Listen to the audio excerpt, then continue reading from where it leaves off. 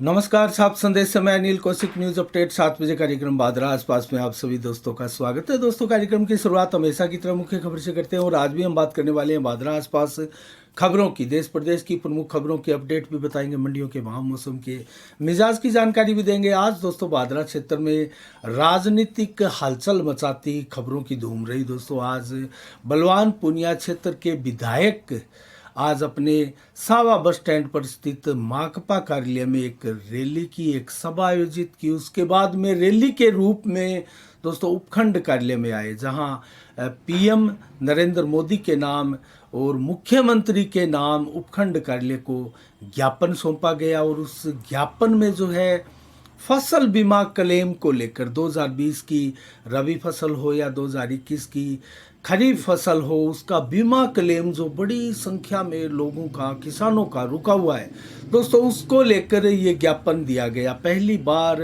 हमने देखा कि 4 वर्षों में दोस्तों विधायक सरकार के खिलाफ एक प्रकार से मांग करते हुए किसानों की ज्ञापन सौंप रहा है। दोस्तों, ये बलवान पूनिया अच्छे खासे क्षेत्र में विपक्ष की भूमिका निभाने वाले नेताओं में उनका नाम शुमार है, लेकिन आज जब सत्ता पक्ष के एक विधायक माने जाते हैं, बेशक कांग्रेस के ना हो, सत्ता पक्ष के विधायक माने जाते हैं और राजस्थान के सबसे मजबूत ताकतवर विधायक भी माने जाते हैं, और वो दोस्तों अपनी ही सरकार के खिलाफ और केंद्र सरकार के खिलाफ एक ज्ञापन सौंपे। दोस्तों, ज्ञापन ये जो सौंपा जा रहा है, आज सौंपा गया दोस्तों, उसके क्या मायने हैं और आखिर क्यों ये ज्ञापन के लिए आज 18 अक्टूबर का समय चुना गया। दोस्तों, हम आपको बताएं तो 20 अक्टूबर को प्रस्तावित बजरंग सहारण का उपखंड घेराव और जो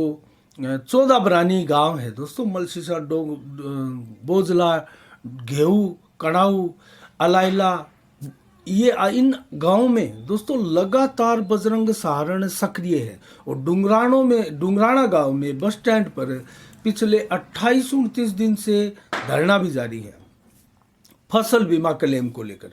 दोस्तों, कहीं ना कहीं सबसे बड़ा मजबूत बेल्ट रहा है बलवान पूनिया का ये, और इस बेल्ट में लगातार बजरंग सहारण का दोस्तों सक्रिय होना कहीं ना कहीं अपने के लिए, खुद के लिए खतरे की घंटी मानकर किसानों की इन समस्याओं को लेकर ज्ञापन देने के लिए मजबूर हुए बलवान पूनिया। कुछ मीडिया बंधुओं ने इस प्रकार के सवाल भी पूछे। इस सवाल के जवाब में बजरंग सहारण को बच्चा बताते हुए उनको मालूम नहीं है माकपा क्या पार्टी है, जिला स्तरीय हम ये जो धरना प्रदर्शन कर रहे हैं वो हमारा आदेश नहीं है, वो जिला स्तरीय ये कार्यक्रम है, पार्टी ये तय करती है। दोस्तों, इस प्रकार के बहाने बनाए गए और दोस्तों बार बार इन शब्दों के ऊपर जोर दिया गया कि जिले में ये कार्यक्रम धरना प्रदर्शन का जो है माकपा कर रही है। दोस्तों, इसके पीछे कहीं ना कहीं मंशा ये थी कि कहीं ये आरोप ना लग जाए कि बजरंग सहारण से कहीं ना कहीं भयभीत होकर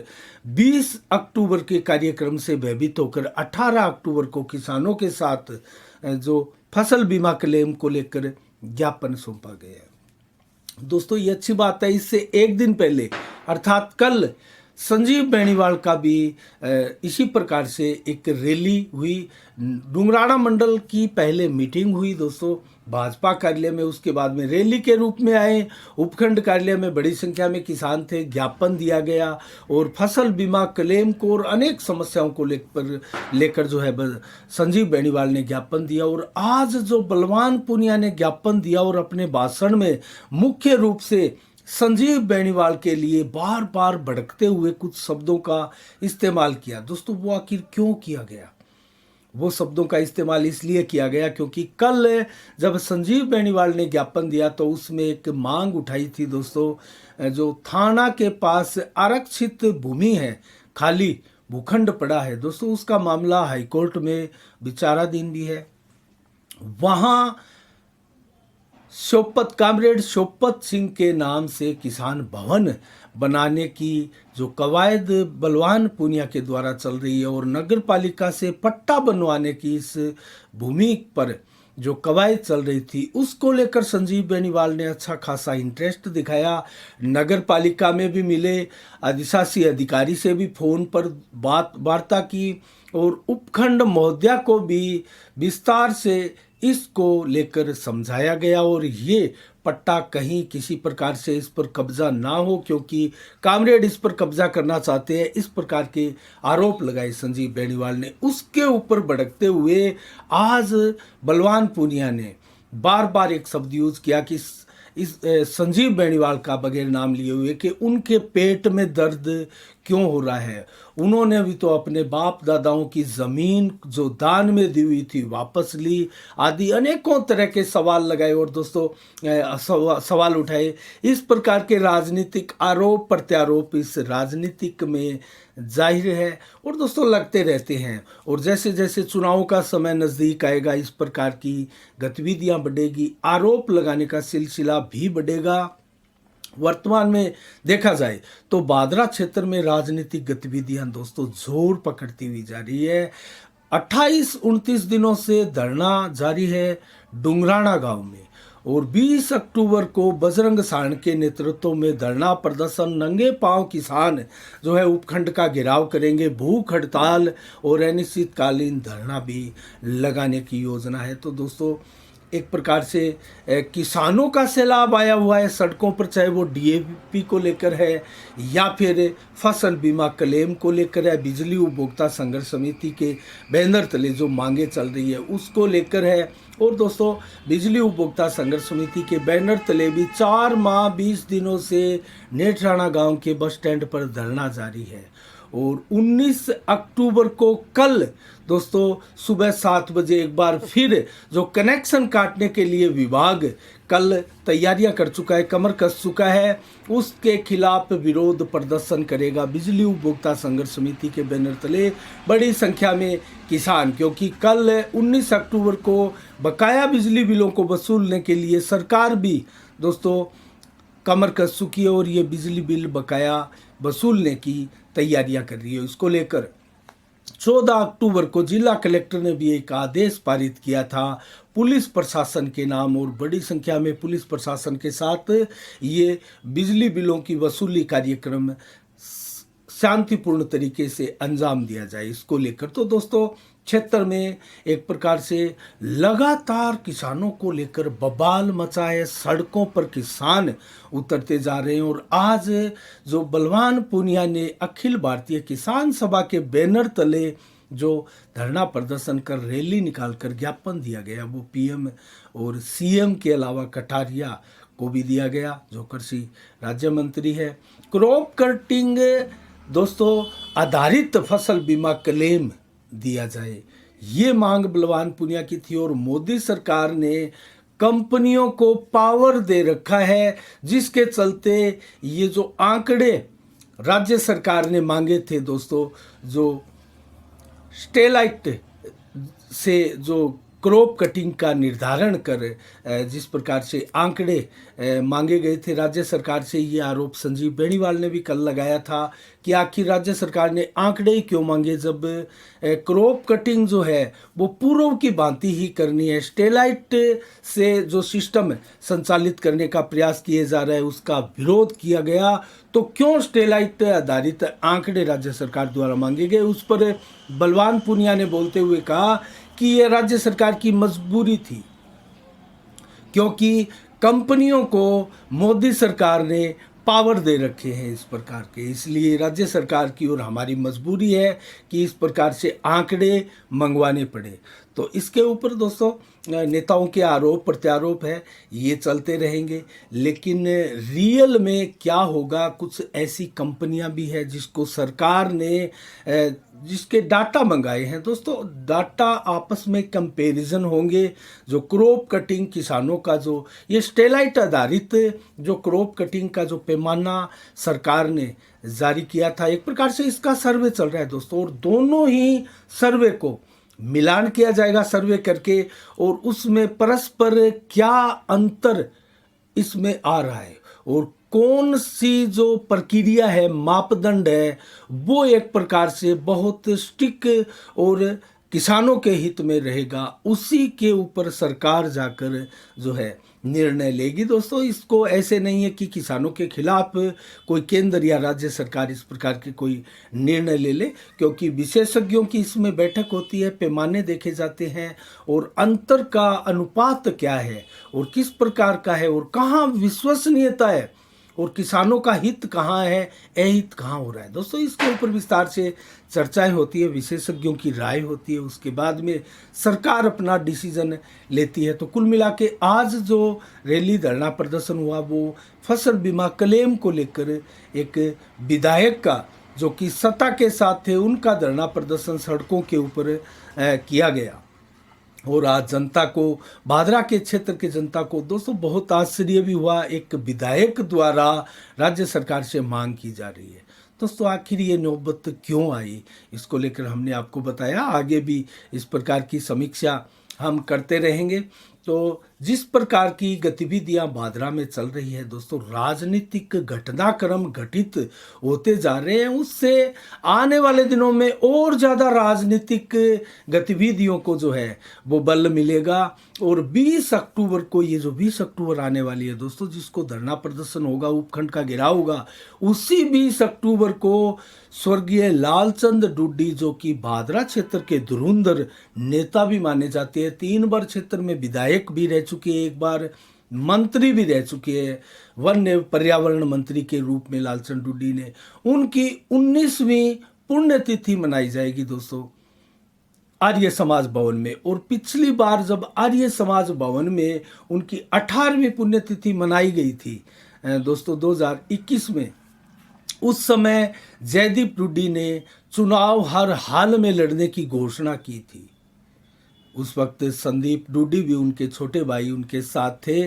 और इस बार भी दोस्तों जिस प्रकार की चर्चाएं निकल कर आ रही है, इस बार 20 अक्टूबर को, अर्थात 2 दिन बाद हमारी नज़रें दोस्तों बनी रहेगी। 2 दिन बाद जब स्वर्गीय लालचंद डुड्डी की पुण्यतिथि होगी तो कोई बड़ी घोषणा जयदीप डुड्डी कर सकते हैं। दोस्तों, ये जो पुण्यतिथि है वो सिद्धमुख नहर दिवस के रूप में भी मनाई जाती है, क्योंकि लालचंद डुड्डी को दोस्तों भादरा क्षेत्र में नहर लाने के लिए भी सबसे बड़ा योगदान लालचंद डुड्डी का था। और इसी को लेकर किसान जो है, क्षेत्र के किसान खुशहाल हुए। आज भादरा क्षेत्र के जो तमाम गांव में पानी, सिंचाई की सुविधा जो है वो कहीं ना कहीं लालचंद डुड्डी और ज्ञान सिंह चौधरी, इन 2 विधायकों की, दोनों मंत्रियों की बहुत बड़ी देन है दोस्तों।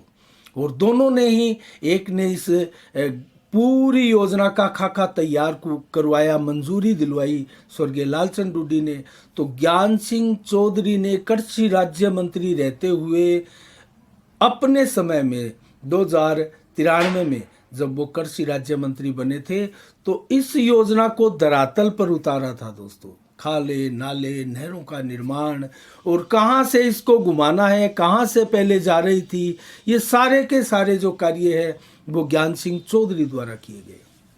और ज्ञान सिंह चौधरी के बारे में मैं आपको बताऊं दोस्तों, ये जो 14 सिंचाई से वंचित गांव की समस्या है, उस समय कैसे रह गए थे दोस्तों। कहीं ना कहीं इन गांवों का जो लेवल है वो लेवल कहीं ना कहीं अप जरूर है, इसको लेकर बार बार चर्चाएं भी होती है। लेकिन जब ज्ञान सिंह चौधरी ने नहर निकाली थी तो दोस्तों इन गांवों में लगभग सिंचाई हो रही थी, अर्थात यहाँ से नहर निकाली जा रही थी, खाले, नाले, सब काम यहाँ होने जा रहे थे। लेकिन अपने गांव उत्तरादाबास, डोबी, भांगवा, पचारली दोस्तों, ये गांव, ये पूरा बेल्ट छूटने जा रहा था। लेकिन ज्ञान सिंह चौधरी, क्योंकि प्रभावशाली व्यक्तित्व था उस समय और कृषि राज्य मंत्री थे, उन्होंने इस नहर को दोस्तों जहां जी में आए, मर्जी में आए, उसको घुमाया और घुमाकर इन गांवों को दोस्तों सिंचाई से लबरेज किया और उसका खामियाजा भुगतना पड़ा उन 14 अब जो सिंचाई से वंचित गांव है, इन गांवों को।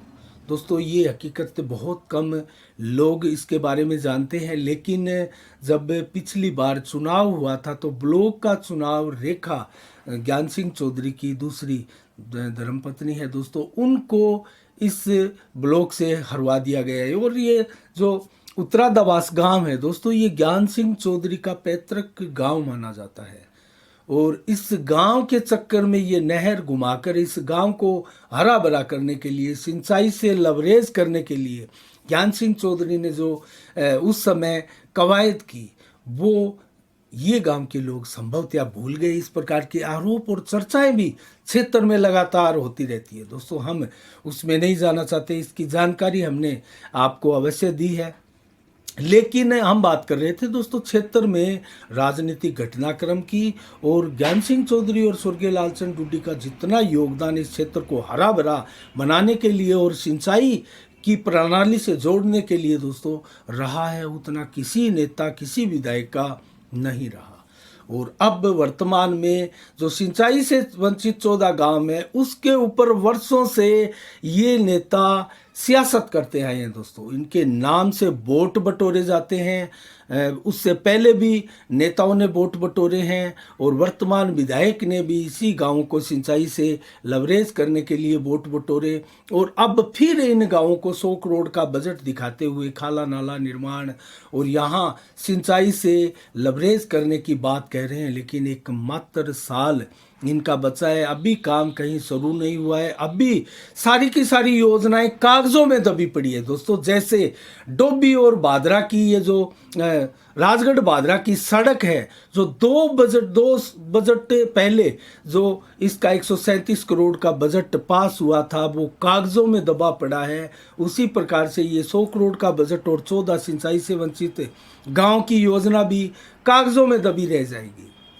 लेकिन इसका खामियाजा दोस्तों इस बेल्ट में, जिस बेल्ट में सबसे ज़्यादा वोट बलवान पूनिया को मिले थे, कहीं ना कहीं बहुत बड़ा खामियाजा भुगतना पड़ सकता है। और इस राजनीति को समझते हुए बजरंग सारण दोस्तों लगातार इन गांवों में सक्रिय है, लगातार इन गांवों में सक्रिय है। और यही कमोबस बोखलाहट झुंझलाहट संभवतः बलवान पूनिया विधायक की आज जो 18 अक्टूबर को धरना प्रदर्शन और फसल बीमा क्लेम को लेकर जो रैली और ज्ञापन का जो कार्य किया गया, वो संभवतः इसी को लेकर था, इसी झुंझलाहट, इसी बेचैनी और इसी बोखलाहट को लेकर था।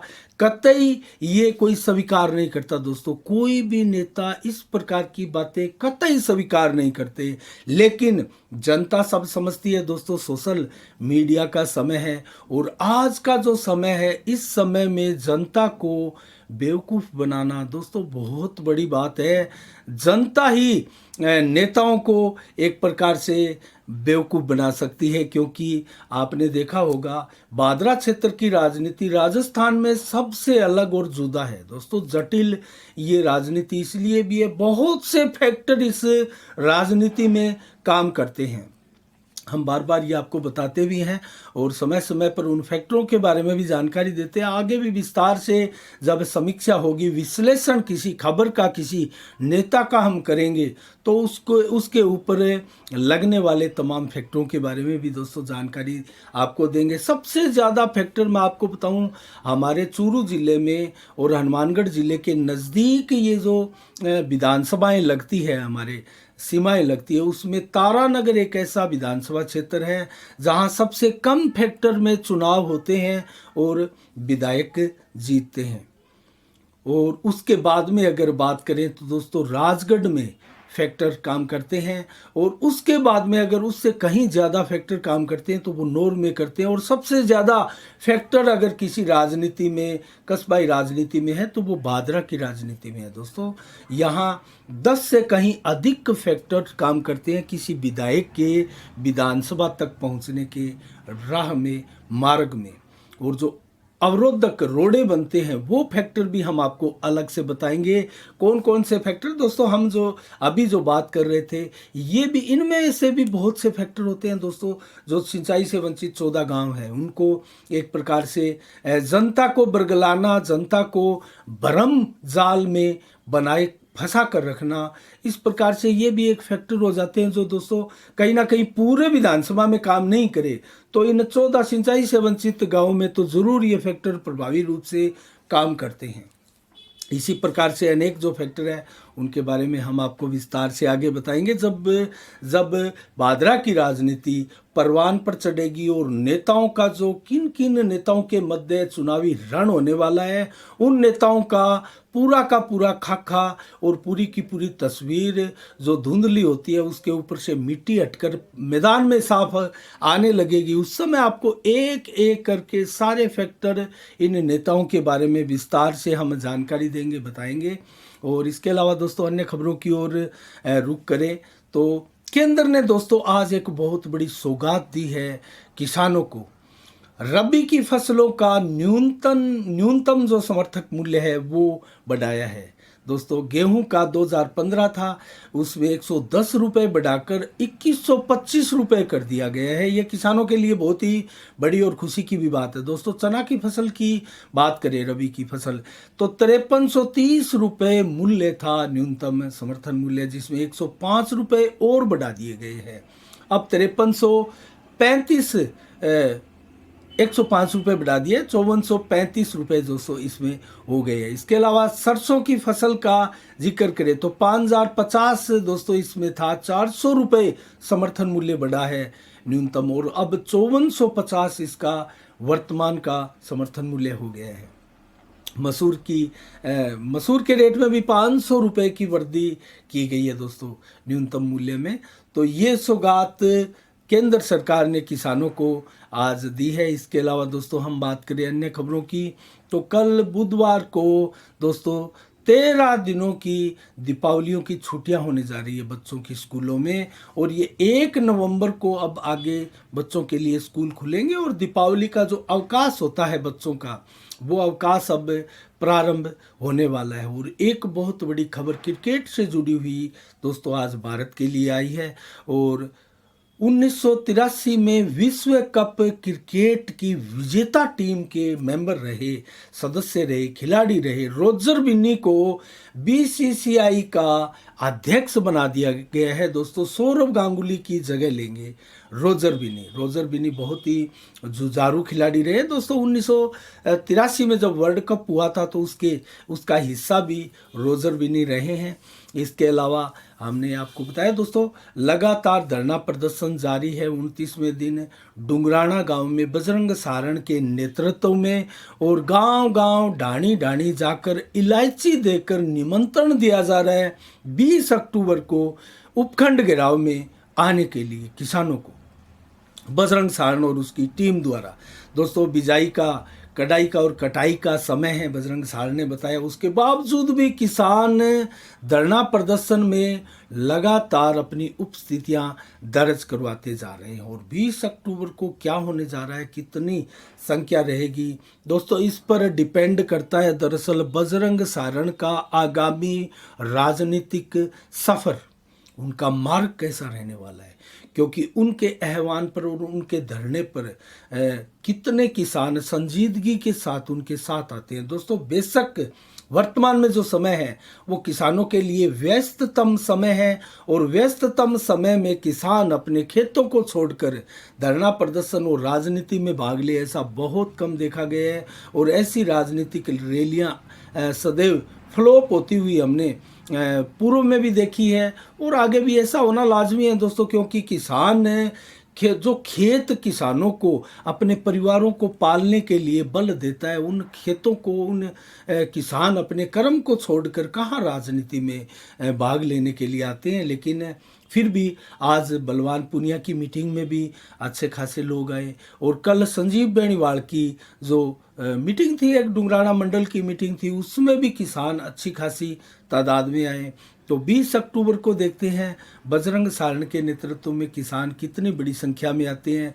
और 20 अक्टूबर को ही स्वर्गीय लालचंद डुड्डी की पुण्यतिथि में देखते हैं किसान कितनी बड़ी संख्या में आते हैं, क्योंकि पिछली बार जब ये पुण्यतिथि हुई थी तो उसमें अच्छी खासी तादाद में संख्या थी किसानों की, लोगों की, उनके समर्थकों की, और उस दौरान घोषणाएं भी की गई थी। इस बार क्या घोषणाएं की जा रही है ये भी हम देखेंगे दोस्तों। आज 18 अक्टूबर का समय है, और मैं आपको बताऊं तो दीपावली नज़दीक है दोस्तों। जल्दी से एक आह्वान करना चाहूँगा, एक ऐसा अभियान हमें चलाना चाहिए सबको मिलके। जो हमारे मिट्टी के दिए बनाते हैं कुम्हार समाज के लोग दोस्तों, इनके दिए रोशनी करने के लिए चाइनीज लड़ियाँ लाने की बजाय, चाइनीज बल्ब लाने की बजाय, चाइनीज सामान खरीदने की बजाय, रोशनी का, प्रकाश का, हमें इन दियों को सरसों के तेल में, घी में जलाना चाहिए दोस्तों। इन दियों को, मिट्टी के दियों को खरीदना चाहिए और ज़्यादा से ज़्यादा। और जब पहले, अब याद करेंगे दोस्तों, 20-30 साल पहले अगर जाएंगे आप, तो कहाँ थी ये चाइनीज़ लड़ियाँ, कहाँ थी इस प्रकार की लाइटिंग, रोशनियाँ। ये मिट्टी के दिए ही घर की मुंडेरों पर, छतों पर, घरों में, आंगन में, देहली पर दोस्तों जलते आए हैं। और एक बार फिर से हमें इसी और कदम बढ़ाना होगा और स्वदेशी जागरण अभियान एक प्रकार से हमें उसको बल प्रदान करना होगा। इसके अलावा 18 अक्टूबर को आज ही के दिन दोस्तों क्या विशेष दिवस है। नारायण दत्त तिवारी जो कि कांग्रेस के वरिष्ठतम नेता रहे हैं, उनका निधन आज ही के दिन 2018 में हुआ था। और दोस्तों संयोग से उनका जन्म भी 1925 को आज ही के दिन हुआ था।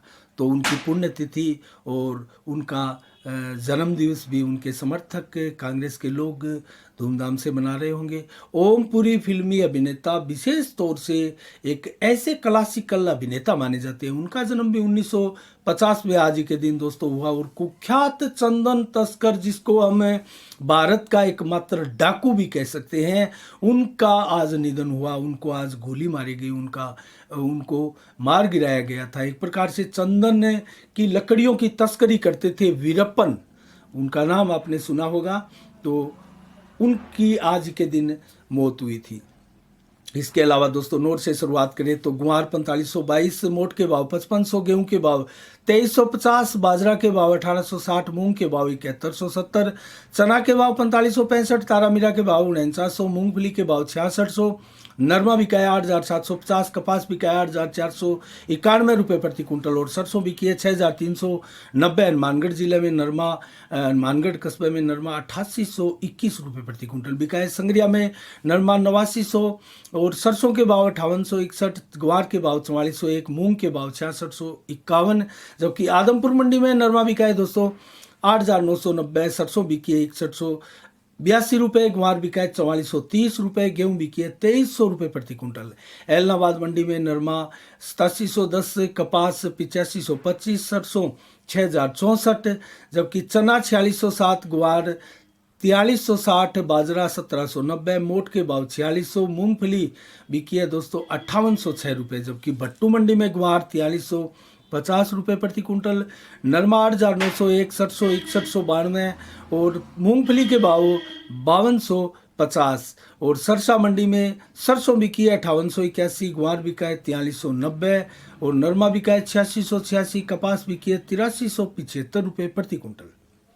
और आज की अंतिम मंडी फतेहाबाद मंडी में नरमा 8850, कपास के भाव 8400 रुपये प्रति कुंटल बिके हैं। जबकि मौसम का मिजाज बताएं तो दोस्तों आज 18 अक्टूबर को 32 से 34 डिग्री टेम्परेचर, दिन भर रात 7 से 11 किलोमीटर की रफ्तार से हवाएं चली। मात्र 0 से 1-2% ही बादल आसमान में छाए रहे, आसमान साफ रहा। रात्रि को भी आसमान साफ रहेगा। कल 19 अक्टूबर को 23 से 31 डिग्री तक टेम्परेचर दिन में रहेगा और 32 से 35 डिग्री टेम्परेचर कुछ गर्मी का एहसास होगा। दोस्तों सुबह शाम जिस प्रकार से ठंड बढ़ती जा रही है, उसी प्रकार से दोपहर को गर्मी का मौसम, दोस्तों क्लाइमेट से कितना चेंज हो गया है आप इसे समझ सकते हैं। देर शाम को 28 से 32 डिग्री टेम्परेचर और 7 से 18 किलोमीटर की रफ्तार से हवाएं दिन भर चलेगी। रात्रि को भी 24 से 26 डिग्री टेम्परेचर रहेगा, 14 से 18 किलोमीटर की रफ्तार से हवाएं चलेगी। बादल बिल्कुल नहीं होंगे, 2-4% बादल छाए रहेंगे, मौसम बिल्कुल साफ रहेगा। तो ये रहे दोस्तों आज के 7 बजे के मुख्य बुलेटिन के समाचार।